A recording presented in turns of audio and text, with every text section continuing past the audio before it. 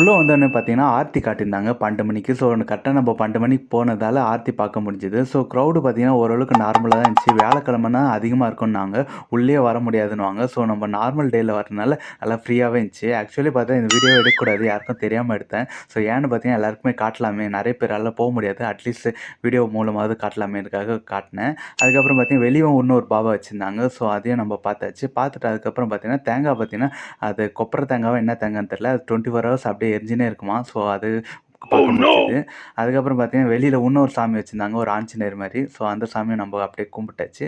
So கோயில் பார்த்தீங்கன்னா, சீரடியில எப்படி இருக்குமோ அதே மாரி இருக்குன்ற மாரி சொல்லியிருந்தாங்க. ஸோ நம்மளும் எல்லாமே பார்த்துட்டு வெளியில பார்த்தீங்கன்னா, பிரசாதம் குடுத்துருந்தாங்க. டெய்லி குடுப்பாங்களாம். ஸோ நம்ம போற அன்னைக்கு பார்த்தீங்கன்னா, வெறும் கற்கண்டு தான் குடுத்தாங்க. ஏன்னா பிரசாதம் வாங்க போற ஆள் வரலையாம். ஸோ அதனால பார்த்தீங்கன்னா, வெறும் கற்கண்டு குடுத்தாங்க. ஸோ அதையும் நம்ம சாமி பிரசாதமா அப்படியே வாங்கிட்டு, அப்படியே வெளிய வந்தாச்சுங்க. ஸோ நம்ம வியாழக்கிழமை வந்து பார்க்கலாம் எந்த அளவுக்கு க்ரௌடுன்னு இருக்குன்னு.